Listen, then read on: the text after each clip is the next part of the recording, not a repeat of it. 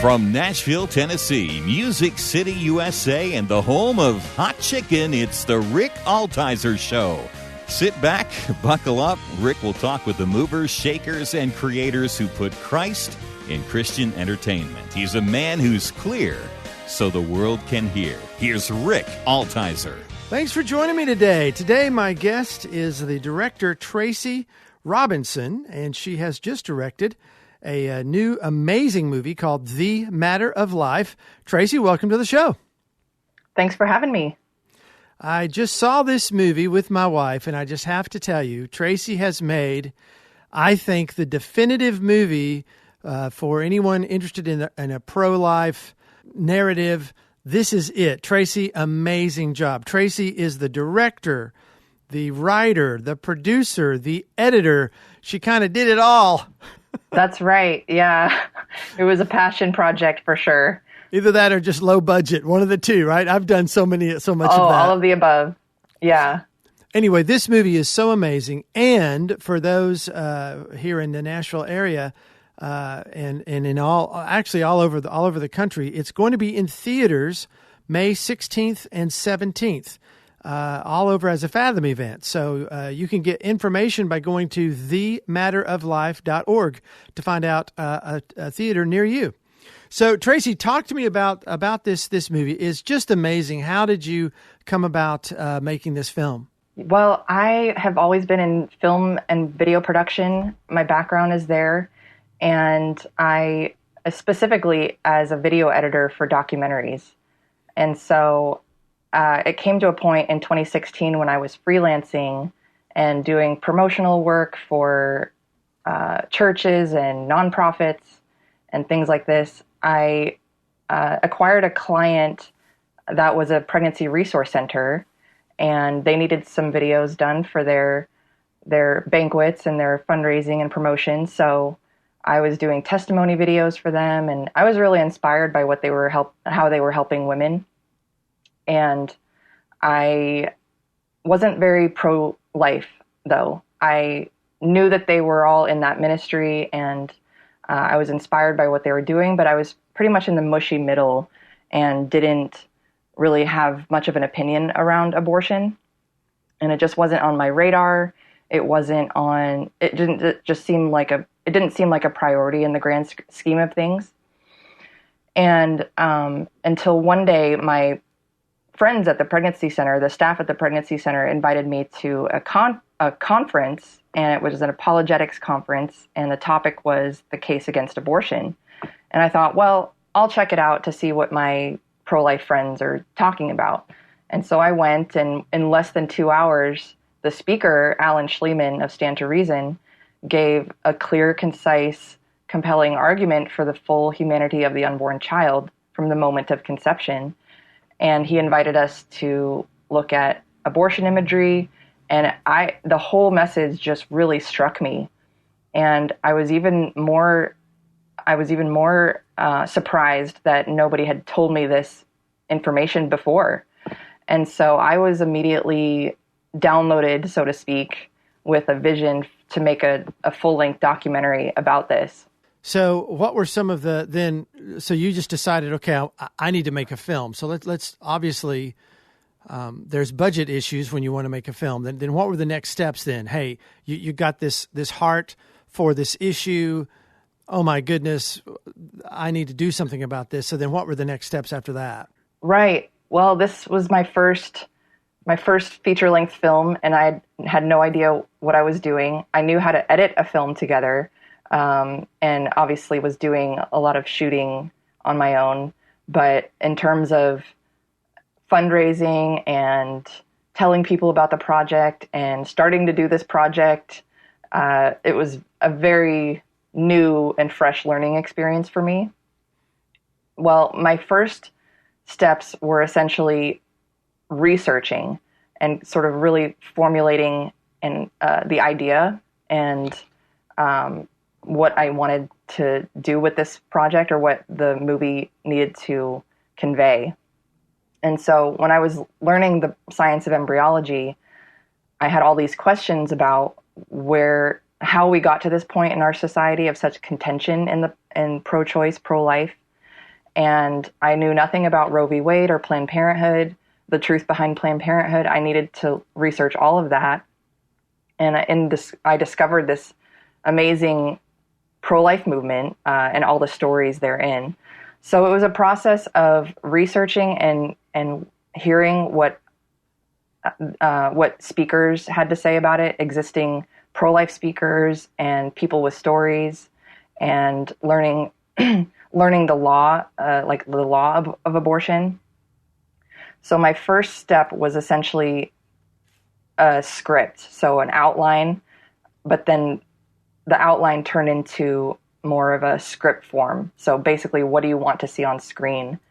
And this kind of documentary, it's a social commentary, so I knew that I wanted it to be a lot of, just information, and it wasn't going to be a surprise. Like, I really had a narrative, even though it's a documentary. Like, I wanted to have a driving message.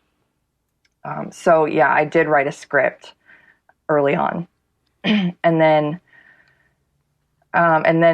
the process was, I spent a lot of time fundraising and doing these crowdfunding campaigns and telling people about the project, going to conferences, telling more people about the project. I was trying to get people on board in order to get backing, but it was mainly friends and family and some very generous people that heard about the vision and believed in it. But for the most part, it was hard to really get a partner or anything like that. Understandably, I'm an unknown filmmaker, and nobody really can predict what the project is going to turn out like. And when you're dealing with a sensitive topic, it's very risky. You don't know how the filmmaker is going to spin it, or if she's going to be successful in doing this. So I came to a point, it was around 2018, where I started to really officially film. And I had a budget and could afford like 3 people on set, I could afford about 4 people on set, including myself, and flew all of these interviewees, all these speakers to Chicago, and just filmed everything I needed to just start this project. And then at that point, I knew that I didn't want to spend any more time trying to fundraise, because that took so much time, and like pitching and trying to knock on doors and stuff. It just, I was leery of how long it took and how delayed the process becomes. So I decided to just use my own income to continue to go on these shoots. So thankfully I was working for a big church in San Diego, and I was their primary video editor and had income. So I could afford to go on these trips and shoot and film what I needed. And so, and then one of my colleagues at that church heard of he learned about the project, and turns out it has always been something on his heart that needed to be like a message that needed to get out there. Turns out he was very pro-life.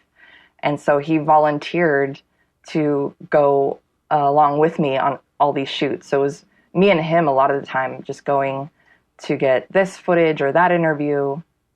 So it worked out. It was that gets so expensive. I mean, you got to get on a flight, You got to get a crew, you got to get lighting, you got to have cameras, you got to have somebody who knows how to do the lighting, you got to have audio and make sure they sound good. I mean, there's so many things. You're listening to the Rick Altizer Show on Bot Radio. My guest today is Tracy Robinson, and she is the director of a new movie, The Matter of Life, and it's going to be in theaters May 16th and 17th. And I'm just saying, it is the best pro-life movie I have ever seen.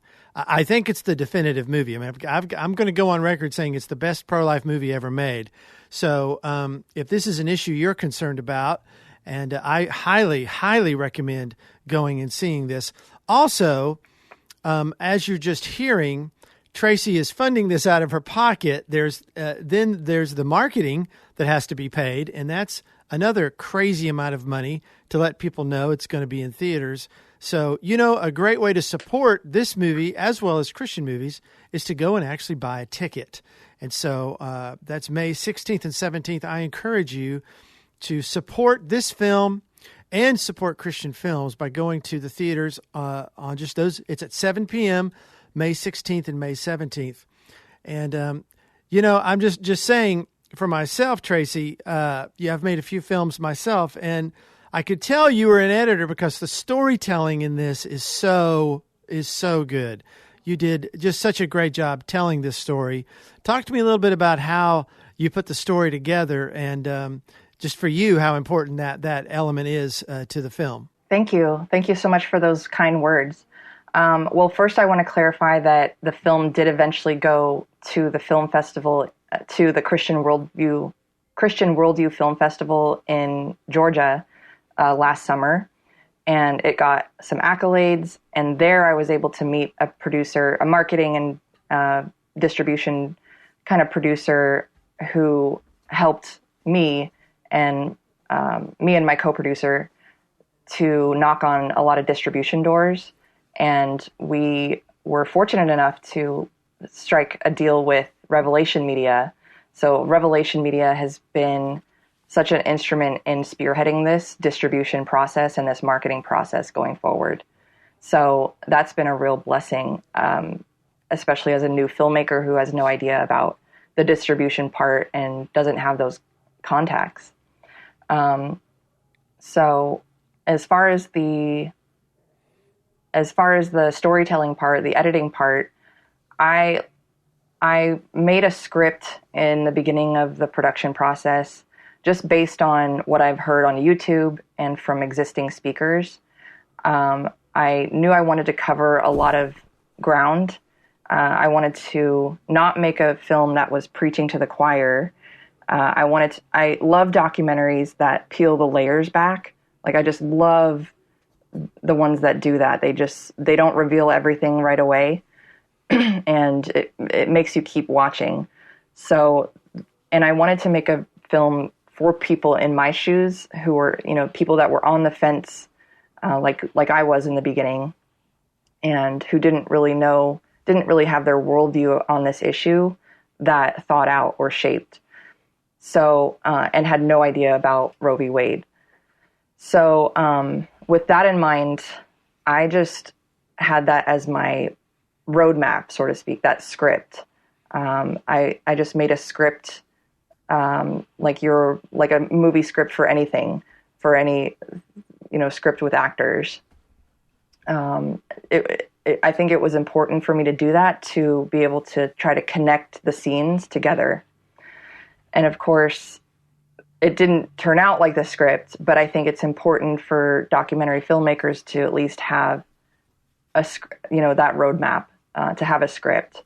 And that way it really informed the interviews. Like it informed what I needed, from each person or each scene, kind of a thing.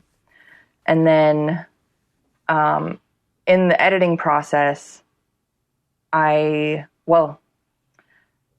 also decided I was going to have a narrator. And so I scripted it with a narrator in mind.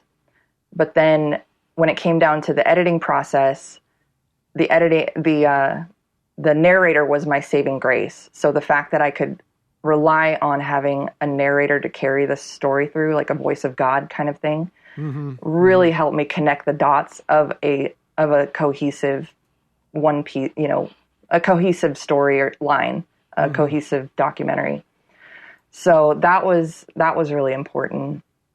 And so I was recording myself as I was editing, and just re-recording and re-recording and re-recording till it made sense. And it was, I was looking at the thesaurus, just looking for the right words. And that was a very fun process, just recording as I went, as I was editing.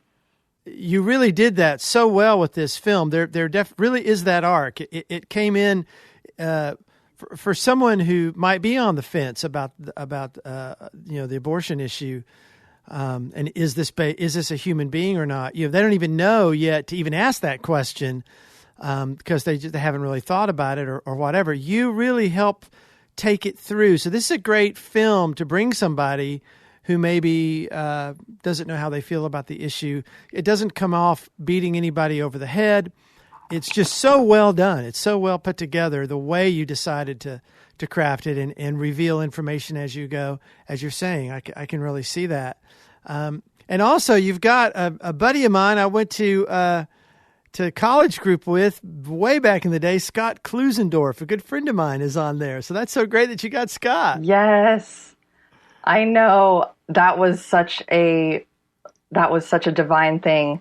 It was a process of getting him on board because understandably these speakers, they don't have a lot of time. They're always traveling and it's just another thing for them to sign up for. And so, by the grace of God, he took a chance on this unknown filmmaker, and came to Chicago to record with a handful of other speakers and Alan Schliemann as well, who was the real pinnacle moment where I learned he was the speaker when I first learned the pro-life message. So I really wanted to incorporate the apologetics, the apologetics behind the pro-life message, the science of embryology and the philosophy behind that.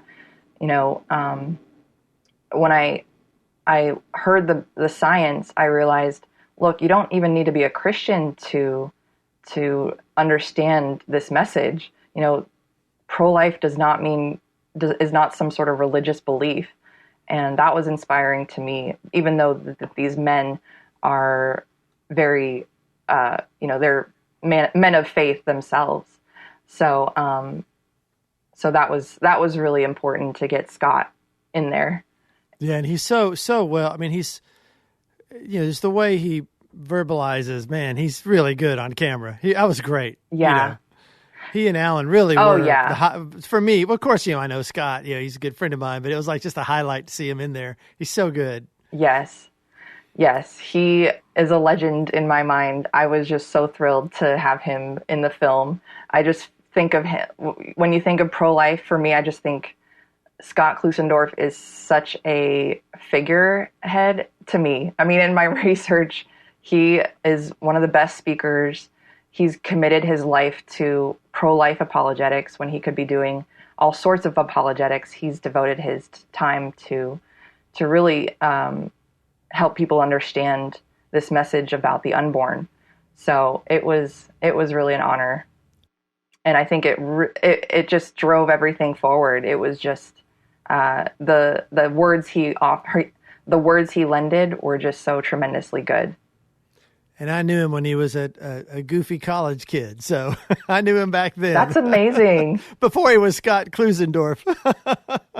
That is amazing.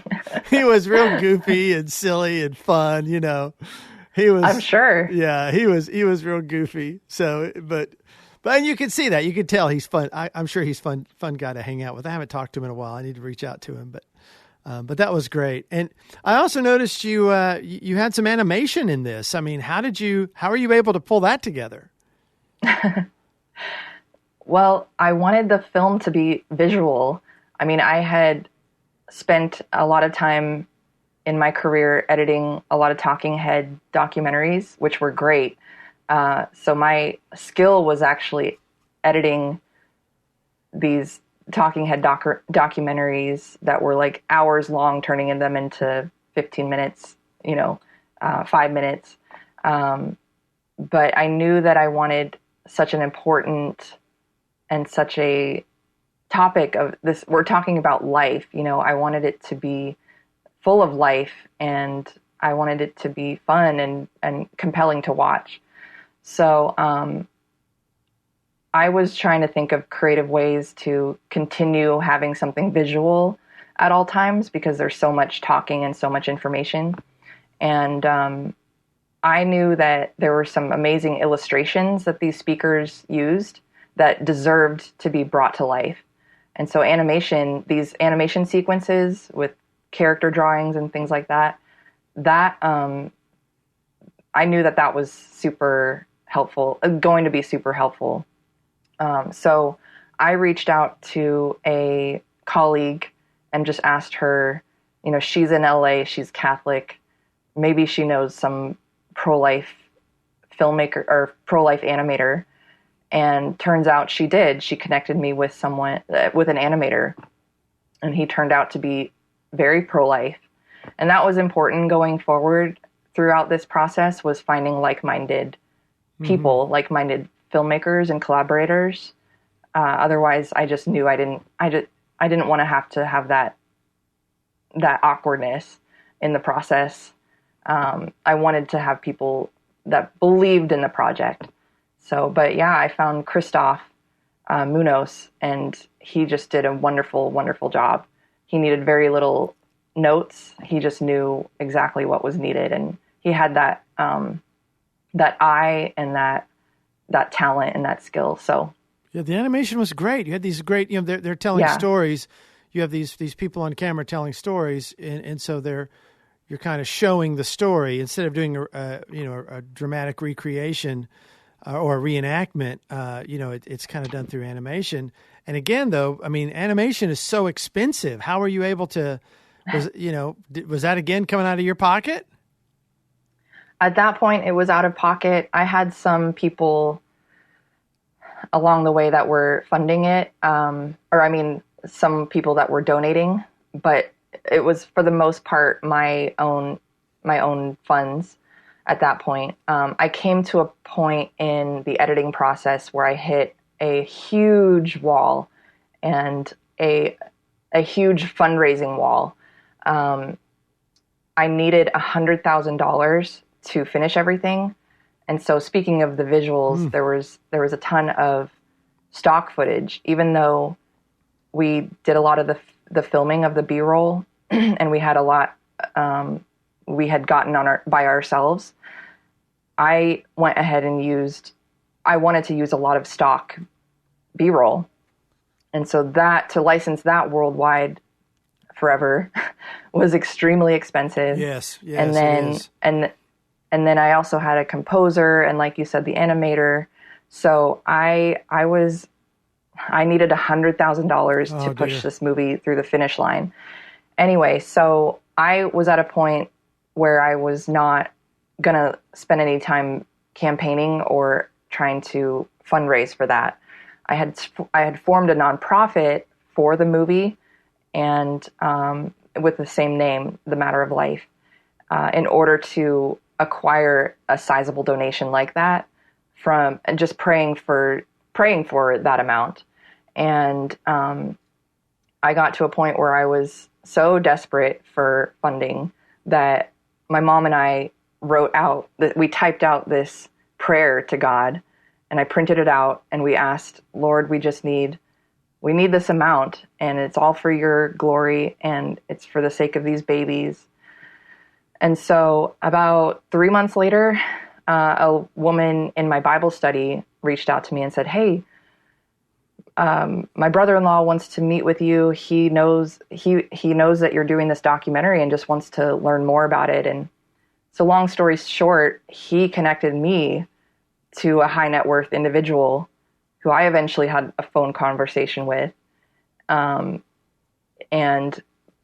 all he wanted to know was, my heart behind it. I didn't even have a chance to ask him for money. He just was picking my brain and asking kind of what my plans are with it. And then I had showed him a rough cut earlier on, and so he thanked me and we got off the phone, and I thought, well, I guess he's not going to give anything, or I'm not sure if I messed that up or what happened. I thought it went well, but he just kind of wanted to get off the phone. And, but he called me back 30 minutes later and told me that he and his wife both prayed about a number, and they had both thought of the same number separately. And wouldn't you know, they both thought of $100,000. Oh, praise the Lord. God is so good. So that was able to, amazing. So that was 2020, and I was able to push the project forward. Well, we're talking about the movie The Matter of Life. It's going to be in theaters May 16th and 17th. I'm going on the record and saying it is the best pro-life movie ever made, and I highly recommend you seeing it and help support this as well and Christian films by going and buying tickets. That's an important part of this. Tracy, we're not done. Would you mind coming back next week and doing another show with me? Absolutely, Rick. Great. Thank you so much for being on the show, and we're going to be back for part 2 with Tracy Robinson here on the Rick Altizer Show. Thanks, Tracy, for being here. Thank you for having me. If there's a show you've missed, you can go to my website, rickaltizer.com, and catch up. Or you can listen to my podcast in iTunes or wherever you hear your podcasts. Just search for The Rick Altizer Show. Altizer is spelled Altizer. I want to thank you for listening. Hey, would you tell a friend about this show and share the love? Be sure to check us out again next week as we discuss how we communicate the gospel through media to our culture. Let's be clear so the world can hear. I'll talk to you next week. Thanks for listening.